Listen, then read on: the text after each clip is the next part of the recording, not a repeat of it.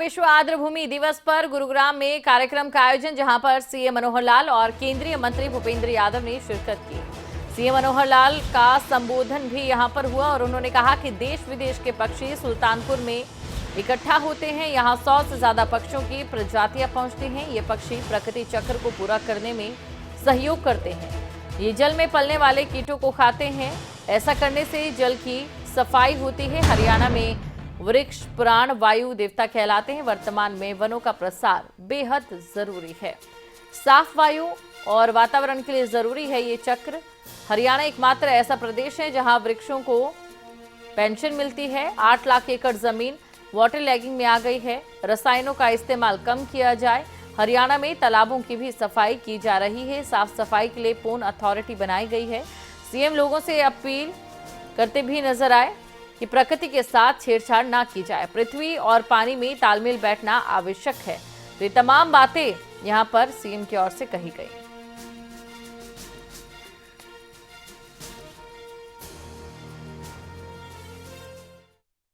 आज अंतर्राष्ट्रीय वेटलैंड दिवस, जैसा बताया कि आज ये एक ऐसा दिवस है, केवल दिवस ही नहीं है, केवल हम एक समारोह ही नहीं कर रहे, बल्कि आज एक विशेष प्रकार के संकल्प लेने का दिवस है। क्योंकि प्रकृति के गोद में जब हम देखते हैं हम सबका निवास है, केवल मनुष्यों का निवास ऐसा नहीं है, बल्कि हमारे इर्द गिर्द वन्य प्राणी, जीव जंतु, वृक्ष आदि कितना ही ऐसा प्रकृति का स्रोत है जिनको समन्वय करके हम यदि चलेंगे तो हमारा जीवन सुखी होगा। पृथ्वी पर हम समझे कि हम अकेले रहते हैं, ऐसा नहीं है, बल्कि हमारे इर्द गिर्द हमेशा हमारा सहयोग करने वाले वन्य प्राणी भी रहते हैं। ये पृथ्वी हम सबकी है, केवल हमारी नहीं है। इसलिए आज के दिन ये जो वेटलैंड दिवस है, इसके पीछे की जो भूमिका बताई गई है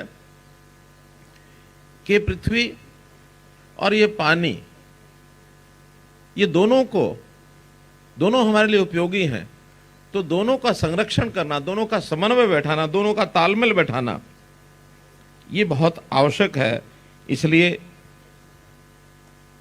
पानी के इस महत्व को, और खास करके जहां ये वेटलैंड्स हैं वहां वन्य प्राणी जो देश और दुनिया से हमारे आते हैं, ऐसा बताया गया है कि हरियाणा में जैसा 2 वेटलैंड्स का जिक्र हुआ है, सुल्तानपुर लेक और भिंडावास लेक, इसमें हजारों पक्षी ये दूसरे प्रदेशों से आते हैं, दूसरे देशों से आते हैं। रादर यहां आज ही मैंने जो जानकारी ली तो सुल्तानपुर में 100 से अधिक प्रजातियां, लगभग 50,000 पक्षी ये हर वर्ष यहां पहुंचते हैं।